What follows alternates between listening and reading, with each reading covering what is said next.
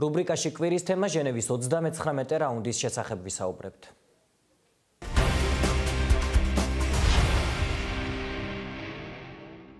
ჟენევაში საერთაშორისო მოლაპარაკებების 39 რაუნდი გაიმართა, რომლის ფარგლებშიც ორი სამუშაო ჯგუფის შეხვედრა ჩატარდა.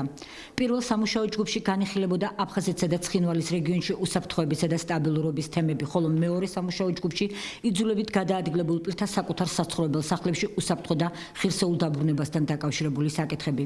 საქართველოს დელეგაციას საგარეო საქმეთა მინისტრის მოადგილე დავით დონდუა ხელმძღვანელობდა. მოლაპარაკებებში მონაწილეობდნენ აფხაზეთის ავტონომიური რესპუბლიკის მთავრობის თავმჯდომარის მოვალეობის შემსრულებელი ვახტანგ ყოლბაია, ყოფილი სამხრეთ ოსეთის ავტონომიური ოლქის დროებითი ადმინისტრაციის ხელმძღვანელი, ასევე ცხინვალისა და სოხუმის საოკუპაციო რეჟიმების წარმომადგენლები. ქართულმა მხარემ მწვავედ დააყენა საქართველოს ოკუპირებულ ტერიტორიებზე რუსეთის ფედერაციის ბოლოდროინდელი პროვოკაციული ქმედებები. საქართველოს საგარეო საქმეთა სამინისტრომ ჟენევის 39 რაუნდის შედეგებზე განცხადება გაავრცელა.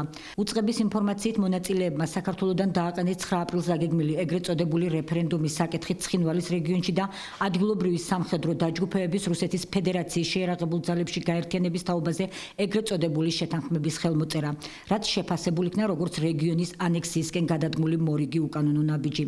განხილულ იქნა ასევე რუსეთის საოკუპაციო ძალის მიერ S-300 ტიპის საზენიტო სარაკეტო სისტემების დამატებითი კომპლექსების შეტანა აფხაზეთის რეგიონში, ინტენსიური მილიტარიზაცია და სამხედრო წვრთნები ოკუპირებულ ტერიტორიებზე, რაც სრულად ეწინააღმდეგება 2008 წლის 12 აგვისტოს ცეცხლის შეწყვეტის შეთანხმებას. ინტენსიური განხილვა შედგა ძალის არ გამოყენების საკითხთან დაკავშირებით. აღინიშნა, რომ გაგრძელდება მუშაობა უსაფრთხოების საერთაშორისო მექანიზმების ამოქმედების პრინციპებზე.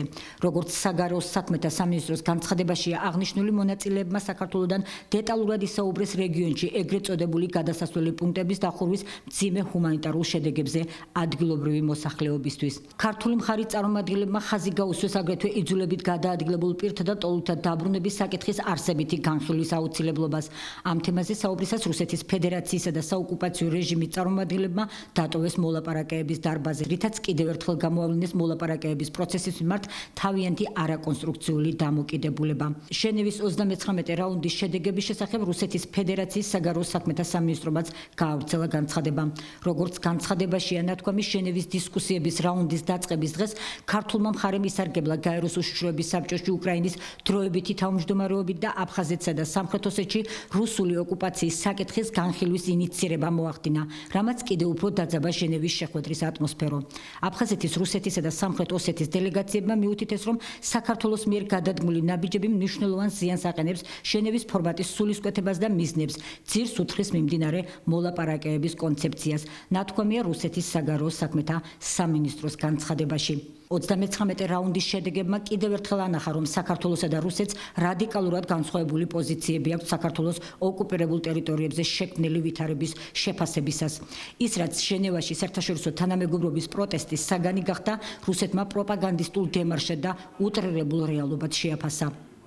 ჟენევის 39 რაუნდი საკმაოდ რთულ ფონზე მიმდინარეობდა. აფხაზეთის მილიტარიზაცია, განსაკუთრებით გალის რაიონის მილიტარიზაცია, რუსეთის საგარეო საქმეთა სამინისტროს მწვავე ხისტი განცხადება ზუსტად ამ ჟენევის შეკრების წინ გალის რაიონში გამშვები პუნქტების შემცირება, ეს ის ფონი იყო, რომელიც ქმნიდა საკმაოდ მძიმე ვითარებას და ჩვენ მზად ვიყავით, რომ ყველაფერ ამაზე რეაგირება მოგვეხდინა და მოახდინეთ კიდევაც.